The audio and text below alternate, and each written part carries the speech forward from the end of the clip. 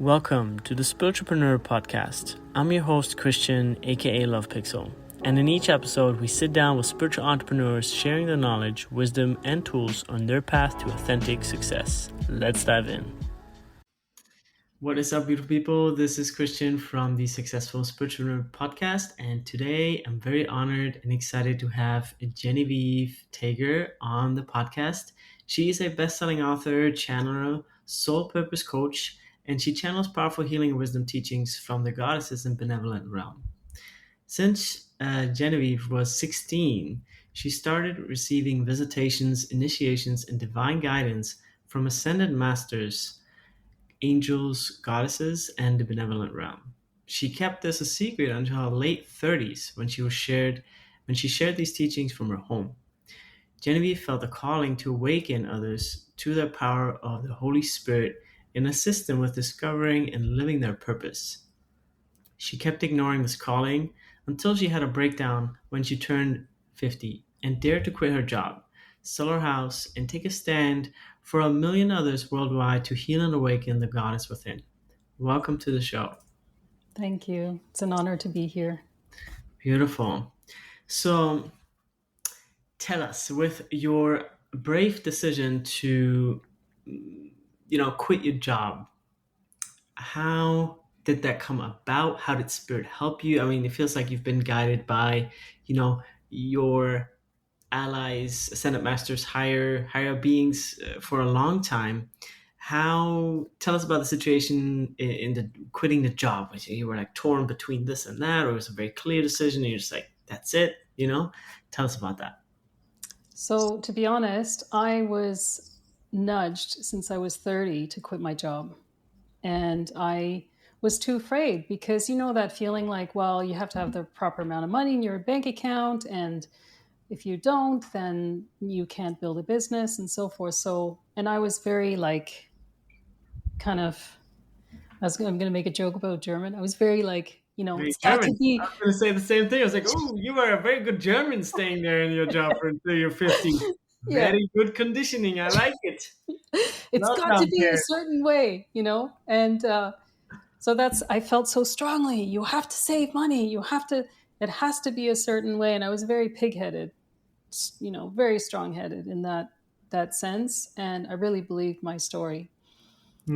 So this is what kept me staying in the corporate world. And I mean, there was a benefit in staying in the corporate world, is that I really learned how to become a leader in that position so that I can do what I do now. I learned at first I was afraid to be in a boardroom of just 10 people. I'd be shaking. And then, now I can stand on a stage in front of thousands. It doesn't matter to me. I feel totally fine. It's exciting, actually. So I kept hearing this calling, and what I had done was slowly I would do like workshops or like in-person kind of events, locally on weekends and, sometimes weeknights. But it still didn't give me the money that I needed to be able to quit my job. And it wasn't until I remember that feeling. I had worked for 30 years up until that point, and 21 of those was in the automotive manufacturing. And very German. That's very, it's not easy to be in that position and be in a leadership role. And also with automotive, everything is rush. You've got to, and with that feeling, I felt very stressed over that experience. And I remember thinking, it was 2 years prior, I think I was 48. And I remember thinking, by the time I'm 50, nothing changes in this company and things don't get easier, because every year you keep thinking, and I know many people have thought this, it'll get easier. Systems will be in place and then the life will get easier. Then I'm going to have more time and I won't have to work late hours and all this kind of stuff. But it never got easier because the corporation, the head office, always came up with some more initiatives that we had to do. And the law always came up with more initiatives that we had to do, because I was in health and safety. I also had a background in environmental. And I said to myself, if by the time I turned 50, which was going to be my 20-year award, but I actually had been there 21 years. And nothing changes, I'm leaving. And I tell you, so I got that award, that 20-year thing, on the Friday. And I had turned 50 on, I think, on the Sunday. And so I wasn't thinking about that vow I made back when I was 48, completely forgot about it. And then 50, on Saturday morning, I woke up and I started hyperventilating. And that was basically the beginning of the breakdown. So I went to the doctor and I said, look, I need time off. And then what happened was I saw 2 therapists. So when you take time off here in Canada with, if you're stressed, kind of related to work, what they try to do is they get you to see therapists. And then they are trying to assess when you're ready to come back to work. And so with these 2 therapists, what happened was I was actually talking to them and saying, I actually have a bigger dream and I want to have my own business and I want to help people. And they said, okay, well, let's spend some time together to figure out whether or not that's the right fit for you, because we don't want you to make rash decisions just because you had this breakdown. And I appreciated that. And so we spent 3 months together where I was talking and I was sharing with them, and I shared all the things that I had to do in the workplace. And they said, I can't believe you didn't have a breakdown sooner with all the responsibilities. I was overseeing 1,000 people, the safety of 1,000 people. So Wow. there was a lot of responsibilities, and we had 3 facilities and all kinds of shifts and all that kind of stuff. So long story short, that is what made me, it was actually the breakdown that made me feel like there's no way in hell am I ever going to have a breakdown again. And I'm going to, my dad passed away when he was just about to turn 70. And I thought, you know what? Like, we don't know how long we live. What if I only live 10 more years and I wait until retirement? It's such a stupid thing. And so that's what I did. I thought, that's it. I had my my partner who had his house and I had my house. And so I thought, you know what? Sell your house and use the money from that to be able to create your business and do the things you need to do. Yeah. Wonderful. Well, I love that you broke that lineage for all of us. And I think it's very brave to do so. Because I think the older you get, the more, how do I say this? I guess you learn to let go when you get older. Because life is kind of like a wheel, like you rise, I don't know, 40, 45, 50, somewhere around there. And then you're at the peak, and then things like health, mental system, starts to like decline. And then with all this going on in your life, you didn't like give in to the fear, but you said, no, I'll be brave. Like I'll choose love. I love myself, and I make this decision. And I commend you for that, because a lot of people it's a lot easier to say, okay, another 10 years and I'll be done, But so yeah, kudos to you. I don't know why, but I feel the prompt to talk about Germany. I'm from Germany. Your parents are from Germany. What's up with Germany? Like, what do you feel about Germany? Where are they going? What's up with their culture? I love them so much. Yeah. What comes to you? I guess Well, it's an interesting question because I never lived there. Mm-hmm. And I was just brought up by German parents. Mm-hmm. They actually spoke English to us. And they were really, I'm from Canada, and they really wanted to be here in Canada and be Canadians and all that kind of stuff. So my dad left, though, because he was a spiritual guy. He was a seeker. And he was reading philosophy and all this kind of stuff. And I remember he said to me that it tired him that they would always worry about what the neighbors would think and making sure that the curtains are a certain way and all this kind of stuff. My brother one time lived in Germany for a couple of years, and they told him he had to get some kind of blinds and that he had to have them closed at a certain time and all Oh this my kind of God, I stuff. love it. You You gotta know, love that, of course, that he's 3 years older than me. So that was about 30 years ago. I'm it. sure Wow. times have changed since that time. Yeah, I think, Germany for me, I grew up there until I was 20, 22, 25. I started traveling when I was 22, kind of like left the country a little bit. And also similar reasons to your dad, because I was very spiritually inclined to seek and discover myself. Um, I feel the energy, how different countries have different energy bodies, so to say. Um, Germany's a little dense, you know? And I think all the Germans have incredibly beautiful hearts. Um, the societal conditioning is very strong. And that's what I didn't like long term there. And I was fortunate enough that I could leave and travel and do the things I wanted to do. And I actually ended up in the US. Didn't really intend to live here, but met my now wife, married, and everything started to, move in this direction. So it's very coincidental in that way. She actually is a teacher of A Course in Miracles, which is a book that you might be familiar with. And yeah, Germans. I love them so much. They're very dear to my heart. Anyways, um, so I think currently in Germany, it's just like what's missing there is like people just gotta stand up.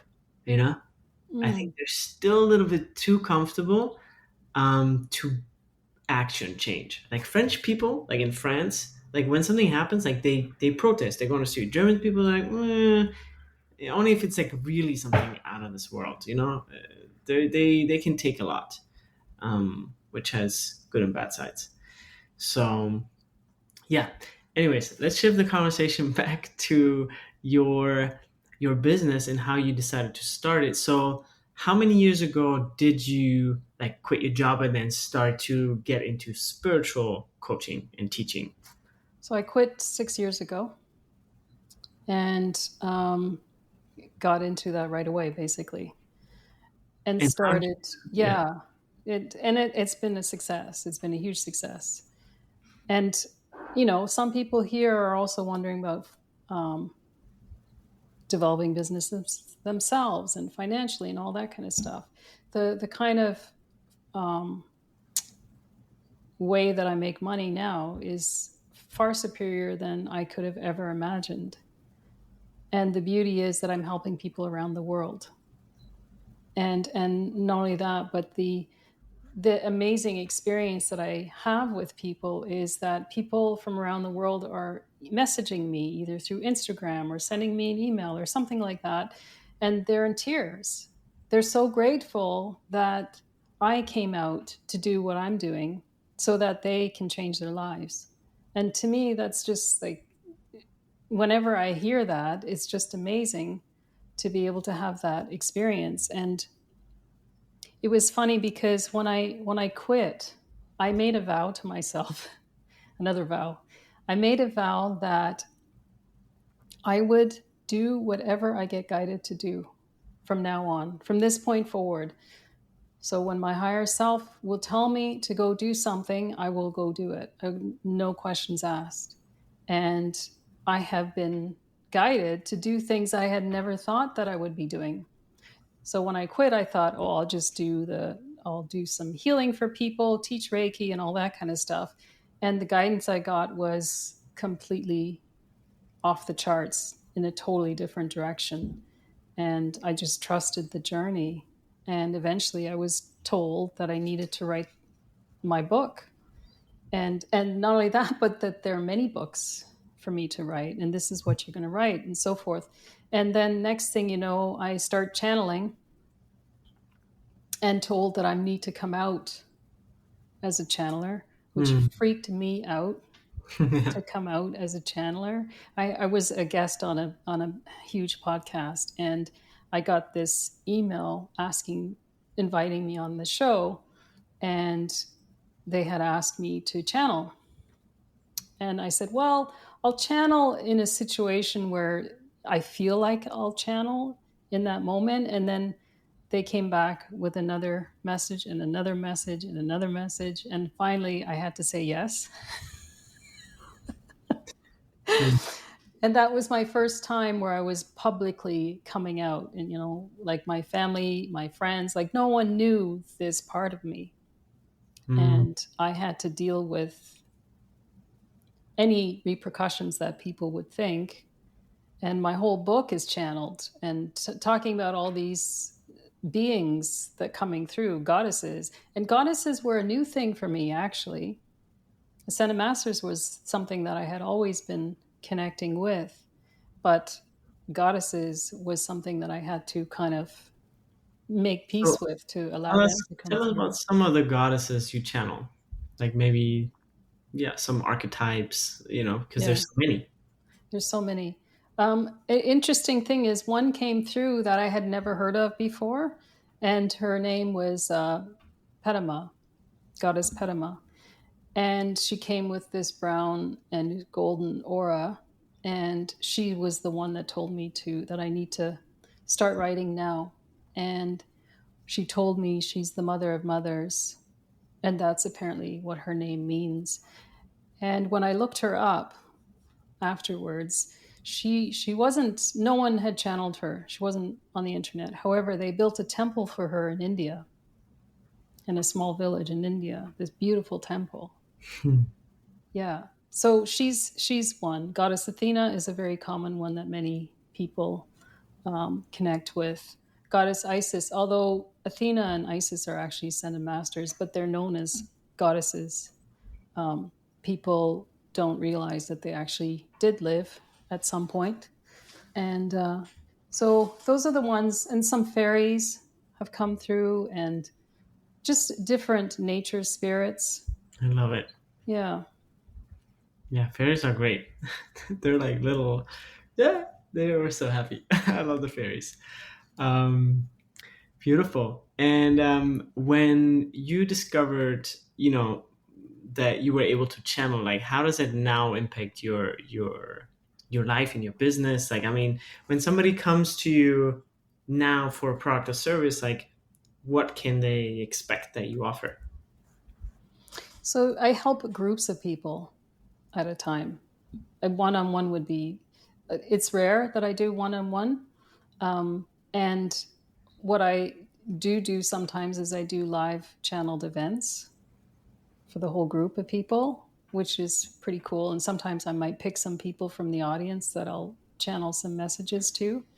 But primarily the goal is that I've learned how to always connect to the higher mind, the divine mind, and to also connect to other ascended masters, other beings, and so forth, and receive information that people need to hear. So I'm able to kind of coach from that perspective, and I'm kind of like half here, half there, and I'm listening to the information that comes for these people.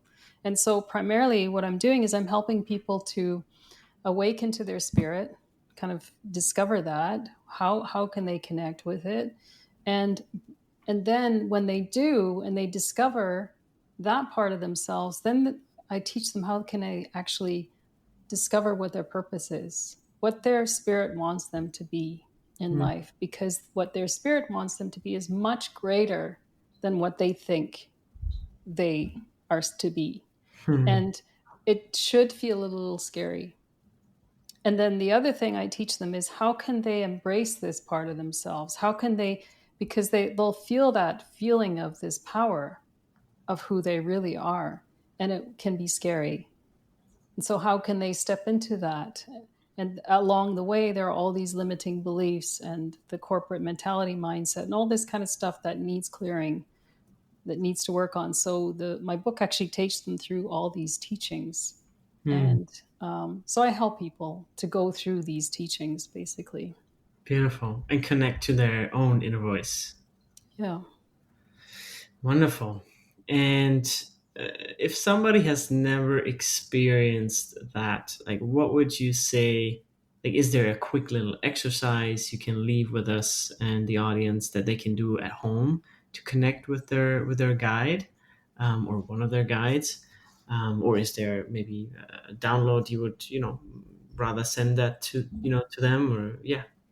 It's a great question. So the first thing I always recommend is that people uh, feel into their heart space, like that place. I call it the sacred heart. So it's in between the center of your chest and your throat, that area, and you feel into that heart. You feel love into that place, and when you go into that feeling of love, at the same time, you place your attention on the divine mind, which is the soul star chakra, a foot above your head, 30 centimeters above your head.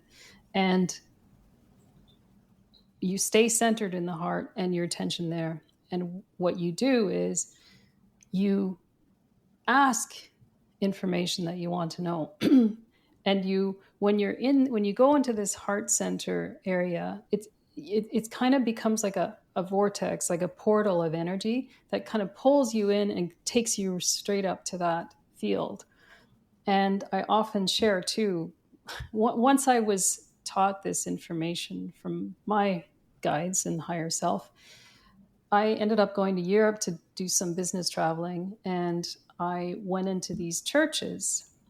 And we were brought up spiritual. We weren't brought up with religion. So I decided, I'm going to go in these old churches. The old churches, as you know, in Europe are much older than any churches here. And there's a lot of history with how they do all that in the interior. But what amazed me was that in the statues in the churches, they're pointing here at the heart, and they've got like a heart here. They're pointing here and they're pointing up there like this, and at that space. And there's like this thing up here. It's like a golden sun that they have. And that's the divine mind. And so they're actually saying, in order to go and experience your spirit or the Holy Spirit, you go here and here at the same time. And this is when you can tap into what's known as the divine mind. So this is where you can access your spirit, your higher self, the wisdom from your higher self. And the more you do it, you start to also open up your meridian systems and all that to be able to experience connections with angels, with ascended masters, with other benevolent beings, and so forth. And that's also the best way to connect with benevolent beings rather than beings that are kind of lost souls. Because when people connect in this quadrant here, instead, kind of the way, if you're thinking about the way you think about what's 1 + 1 + 2 + 5, you're thinking in this field. And when you do that, what you're doing is you're in a much lower vibration. And so you're actually in a different dimension where there's the area of people that have passed on, but also some of them are lost souls. But when you can ascend yourself to this higher field, then you go into a much higher vibration, and you're in a completely different dimension. You're in the ascended field. And so the information you receive will be from the wise intelligence, the truth, the divine truth. Beautiful. And why, to break it down very, very basic.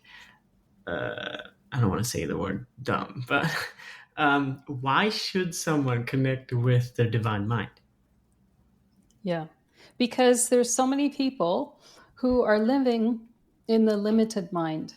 The limited mind is the one where you think that the brain is the one that has all the answers. But if you think about Einstein, or other beings who have created something from nothing, they could not have gotten it from their limited brain, because the brain is only doing what it already knows. It cannot receive new information. The new information is in the field of intelligence. And we are designed to connect to that field of intelligence. It's just that when we were born and brought up by certain parents, we were never taught that. So the schooling system never teaches that. And the schooling system teaches us to stay small and to believe in that we need to go to university and college, and then we develop a profession, and then we go into the corporate world and become slaves for the corporation, basically. And never tap into the brilliance that we all are, the uniqueness, the power that we are, the high vibration that we are. So this has got to change. I really want this to change for the younger generation so that we don't keep repeating.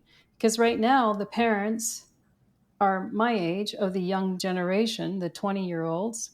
And what are they doing? They're teaching their kids, you got to go to university, you got to go to college. And, instead of thinking, hey, you know what? Like, you can actually be an amazing entrepreneur.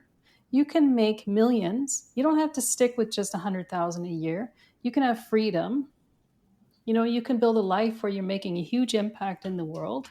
You're someone amazing. Like, can you imagine if every parent did that to their kids? It's incredible. The world would change. It's happening. Like, I feel a lot of my friends and younger generation. I'm 33. Like, friends of my age who have kids. Like, I have kids too. My boy's 7.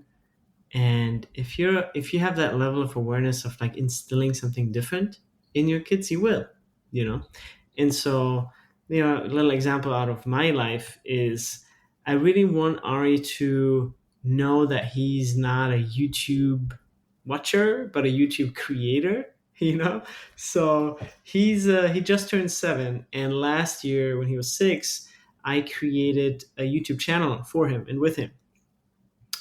And it's nothing super serious. We don't do like something every week. It's something very easy for him to like feel into it. But it's basically just like a little streaming setup for his like little Switch, and he can like play his game and be online. I don't show his face because I think he's a little bit too young for that. But yeah, just he's even saying like, I'm a YouTuber. Like, imagine you have that in your DNA or in your identity. With 6 years old, I am a YouTuber. Good luck with that. Imagine that guy is 16, 18. He's going to do, yeah, he's fine. I can't stop educating him. So that's awesome. Yeah, it's happening. A lot of friends that are somewhat creative and somewhat awake, they bring that. And we know as a younger generation what's possible with technology. Like, it's incredible. Like, this podcast, after it's being recorded, is automatically being transcribed. It will be cut into short videos. They will be automatically scheduled. You know what I mean? It's like, we know what you can do. You just have to say, I'm going to do it. It's really crazy. Like, I think in 5-10 years, let's just say 10 years. In 10 years, when my boy is 17, he's going to be like, what do I want to do? Boom, done. Business built, right? It's just the question then in 10 years, when AI is so far that we literally can launch anything in a button click, and establish a legal company name and the marketing and the logo, website, everything in one click within 5 seconds, is really then coming down to your core. Like, who do you want to be and what do you want to carry out into the world? So I think this question of exploring your purpose and yourself, discovery, what you want to bring to the world, that's never going to go away.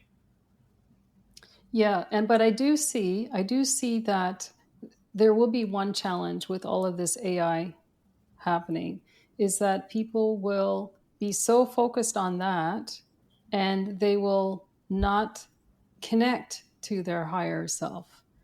They will lose that. They will not, let's just say people who are not brought up spiritual, and they're so focused on this. The AI is great. I totally agree with you. How can they also realize that there's something behind them that has something unique to bring, and to really feel confident standing in that person, who they are, so that they too can teach their generation when they start to have kids. This is one concern I have. about that AI. Yeah, I think AI will be very dominant. It will be. I mean, in 10 years, AI is going to be a part of your life at age 2 or 3. It's going to talk to you. It's going to be on your phone, on your stationary device. You can talk to it, play this music, play that music. I mean, yeah. So I think that being able to make space to tune into your higher self is something that still definitely has to be taught through family. Mm-hmm. Yeah, very similar to today, with or without AI. Like, how do you Yeah. get exposed to it? You know? Mm-hmm. Yeah, exactly. Yeah, very interesting. So, tell us a little bit about anything that helps you staying inspired currently in your life. Like, who or what inspires you most in your spiritual and entrepreneurial journey? Okay, so I'm a bit of an oddball. Um, everything I do, I'm always connected Mm. to the other side, to my higher self. All the creations, the ideas, they're continually coming through me. And so I find that I don't have time to to get inspired by other things, because these ideas, I just have to keep working and implementing them. So it's kind of interesting. I'm a bit of a oddball, I Hmm. find. Like I'm very devoted in What are that you way. What are you currently channeling or bringing through in your life as project or as? So the next thing that I'm being shown as a potential, and I'm interviewing my current customers, is building an app and having something where I can come on, I can do a channeled message or a teaching and all this kind of stuff. So I'm in the works with that thinking. I'm not in the building at the moment because that the work involved in that, I think, it could be potentially quite a bit. And but at the same time, I'm creating my oracle cards. So I hired an artist to do all the paintings. Like he did real paintings, not digital. And then we had a museum photographer in Switzerland take the photographs of the paintings, and then I put them into Adobe and I created you know, the cards and the descriptions and all that. And that's almost done. And I'm going to get that published, hopefully printed, hopefully this month and out by September into the Beautiful. Amazon stores. And then at the same time, now I'm being shown the next book to write, which is going to be on the Holy Spirit. So it's a very simple book, whereas like the other one, Heal and Awaken the Goddess Within, was about awakening to your spirit, overcoming mindset issues, and so forth, like going through a whole journey. And so that's more like a workbook. Whereas this one is more like a book you can read and you can just find it fascinating to hear about the Holy Spirit for spiritual people, not for religious, Hmm. the old religious concept. Beautiful. And what will your oracle cards be about? The oracle cards are called Heal and Awaken the Goddess Within, and they are about helping you to move forward towards your purpose. So it's in alignment with the book too, and helping you to overcome what's going on with you. What is it that you need to do? So it's more like an active type of oracle card deck. It's not like, oh, let me just give me a message. It's not like that because it's very purpose driven. So they're focused, and the beings that came through. I'm unusual in that way. I've already connected to over 70 beings, and they just keep coming through. And they're the ones that told me who wanted to be in the deck. Wow, Yeah. that's incredible. Yeah, I love when ideas and things that become tangible are channeled in that way, that come from the higher realm and really are truly inspired. There have been people who have said to me in the past, how do I know my passion? They don't know that. How, is there something I don't know, like what can I create, what, And if you think about it, they're thinking here. They're not in the heart area. And if they go into the heart area with that mindset, they feel nervous because they think that it's not possible for them to even think about being an entrepreneur, as an example. They think that it has to be someone who has that mindset. And I always say to people, look, you don't have to be an expert to be an entrepreneur. You just learn from the experts on how to be the entrepreneur, how to build a business, right? Like, you go to Christian to build a website, you do all these things to develop systems. You don't have to figure that all out yourself. You are the one that just figures out what is it that you can create, and then the experts help you how to successfully launch that in your business. And I think people get mixed up with that and kind of worry about those things too much. And that's what holds them back from really stepping into something amazing for themselves. Yeah. Yeah, it feels like they're almost so removed from their heart space or passion, whatever. Like it's always just like one simple step. But like if you never take the first one, you're probably not gonna take the second one. It's like it's not hard to become an entrepreneur. Just like little by little. What, if you don't mind me asking, what got you into being an entrepreneur? So my parents in Germany, they were entrepreneurs, which I think always is like a big sign when you come from a family that is entrepreneurial. And then I did the typical German path, gymnasium, high school, diploma, bachelor, diploma, um, and then worked at Google for 6 months and just saw how people who were there for like 3 to 5 years, they kind of like lost their spark. And I was like, it's like, that's where maybe I'm going to be when I'm older. And I don't want to be there. I want to be an artist. I want to be expressive. I want to be, can I spread my wings? I don't feel I can do that here. It's very, even back then, it was already political, like Google, like that was 10 years ago. And so I said, I can't be happy here. I have to keep looking at what makes people happy. And so I kept on, I quit Google. I traveled to Bali and kind of did a lot of self-discovery and meditation. And it was like, I like this hippie life. Very happy. But it didn't make money. It's like, what is this? Now I'm like super happy and chill, but I'm not building anything. I'm not building a life here.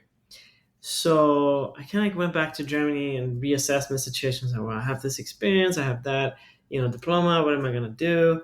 And it's like while I was traveling, I started web design stuff, and it's like I like design, I like functionality, making things work. So I said, let me just try to make this whole website thing work, because I really feel it's a great service for anyone who starts a business to have a great website. And so that's where I started 10 years ago. And then, that evolved into an agency. But ultimately, it came from this drive of not feeling I could be who I wanted to be in any other setting. That's great that you saw that already, like right away when you're in starting out, because many people, they start to feel that, but then they get nervous and they think, no, I need more years to be able to. Yeah, and then you're in the golden cage. You make a good salary and you have cool friends, cool projects.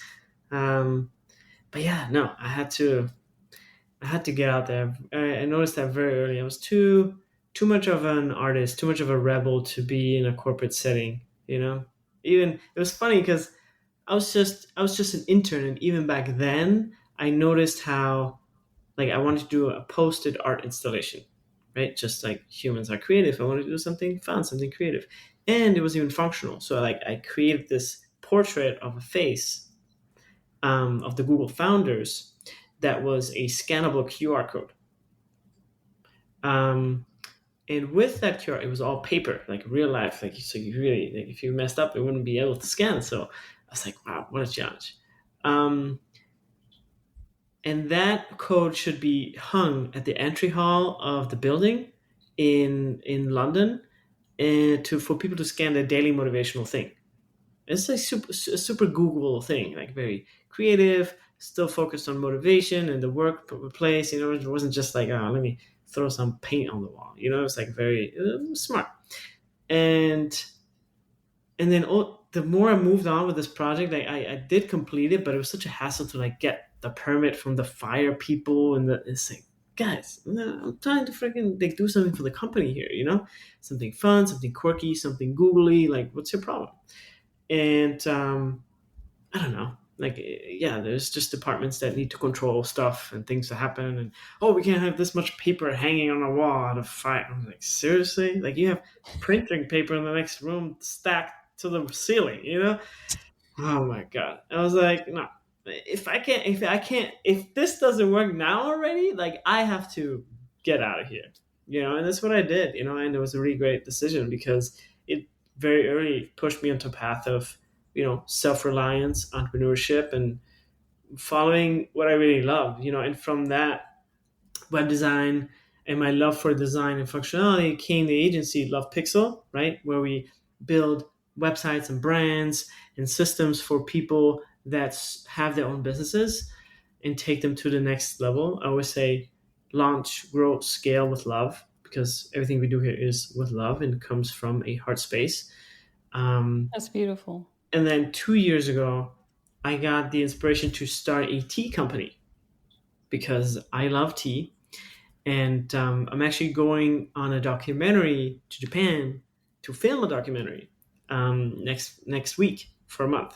So super Wow. exciting. My brother's a videographer, happens to be like, it was very funny because when he was 17, we're 9 years apart. So I was 26, he was 17. But even before that, when he was 14, so I was 23, he was 14, and I just finished my studies and the whole thing, and I gave him Adobe Premiere, which is a video editing program. And you know, kids are smart. You know, like give a teenager something to work with. They're the most brilliant people because they have the time. They have time to figure it out, sit down, be effective, be, you know, just really cool stuff. And yeah, now he's a videographer. He's doing really great stuff in the world, and all that because I was able to give him a software that was $500. That's just so unreachable at that age to buy that stuff. I was like, here's the thing, incredible. You That's know, so smart. it's crazy. Like what, like the influence it makes in which environment that you grew up with. You know. My dad also he was a photographer. And when the digital came, he just became a digital guru. He loved to work with Adobe, Photoshop, and I mean, he would just pimp those photos up, you know, and spend hours, countless hours doing it. And so I was similar to him. You know, I've actually like literally edited my book. I put the painting on my book. I like I mentioned, I do my Oracle cards. So I've been working with Adobe yeah, InDesign and with the Photoshop as well. And it's just amazing what you can do, you Mm. know. And that's fabulous that your brother um, got involved with that. So cool. Yeah. Yeah, I think when you're passionate about something, it's very easy to like get others with you in the boat.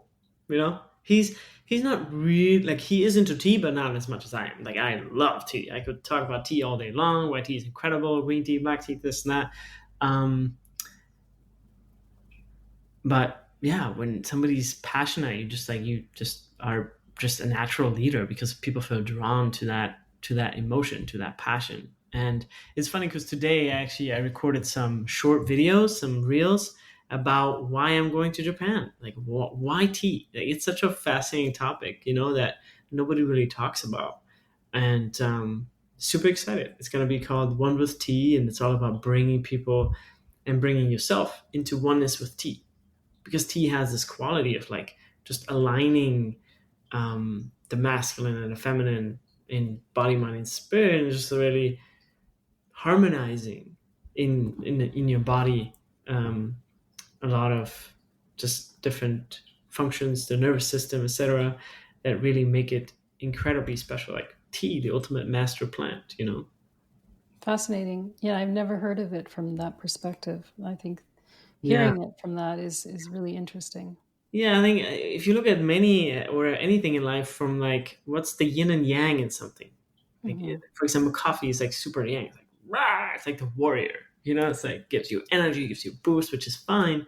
I feel tea is more balanced, right? And if something has balance inherently within, for me, that's always somehow more attractive. Because yes, I can be a warrior, but I can also sit back, relax, and receive. Like if somebody has these two, it's much more attractive if you only have one of these. It's interesting too, actually, that you're talking about this because the teachings that came through me about healing the goddess within, um, the goddess is not this thing about women. It has nothing to do with that. It has to do with the creativity within us, the receiver within us, the one who actually can receive information and not be always in active mode. As you know, thanks to the corporate world, almost everyone has been in hyperactive mode, leading to stress, anxiety, all this kind of thing, and just so focused on there that they have forgotten who they are. Mm-hmm. And how can they awaken that part in them again? Everyone, not just women, men too. How can we awaken that? Yeah, especially men. You know, we're like the ones that always go go go. You know, I think men have an easier time to switch off sometimes because we're just wired that way. Women sometimes tend to like circulate thoughts more and take things home and be more emotionally attached to certain Yeah. outcomes, things, tasks, projects, whatever it is. Um, but yeah, especially I think, you know, part of the reason, that's also something I said in my reel that I recorded. I think part of the reason I'm going to Japan is to bring back some of this balanced feminine to the US, because here it's just all about progress and uh, pushing. You know, it's like, when do you chill in the US? I don't know. I haven't met anybody who chills. Unless you like retire and really don't do anything.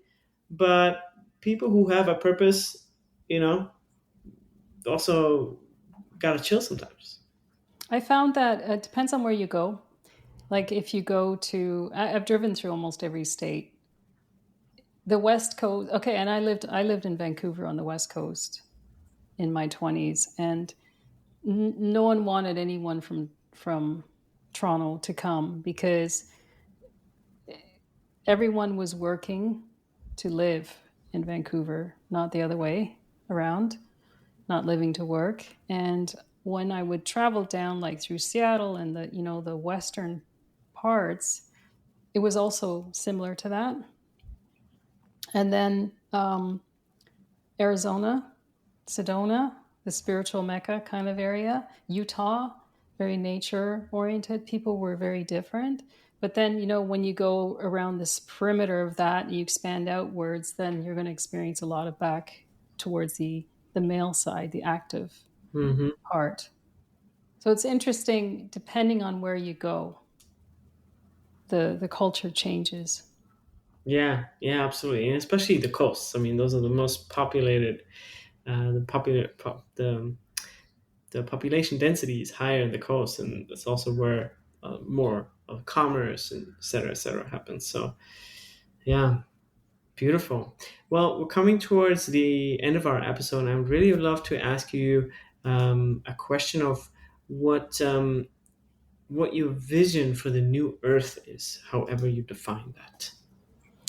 Yeah, my vision is that everyone is connected, everyone is awake, they're aware of who they are. And when they can, and not only that, but once they are aware, that they are confident in walking in this self that they are, this unique self. That would be amazing. Yeah, that's a beautiful vision. I think I think we're gonna do it this time. We're moving towards it for Yeah. sure. I don't know. I don't know if humans are just like hopelessly optimistic, but I see. I don't know why, but I feel like we can do it. You know what I mean? We can. Yeah. So I think it's a beautiful future we're looking towards. AI Yeah. supported, human connected. That's the dream. We're gonna make it real. Beautiful. Well, thank you so much for coming on the show. It was an honor to have you. And what are some last words for the audience that you want to leave them with? I would say don't give up on your dreams. Like, don't wait for the breakdown to happen.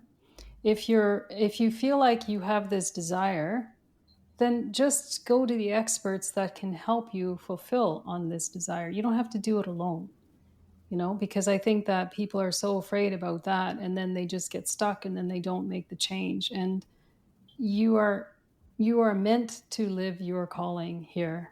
And so don't wait until you're old and then you're wondering, oh shit, like I just wasted all these years. Yeah, Do it now. beautiful. Thank you so much. I think that's really a message that is, resonating with everyone, no matter where they are. I had a T-shirt when I was in my early 20s that said, "Start doing things you love." That's beautiful. Why not? You know, Yeah.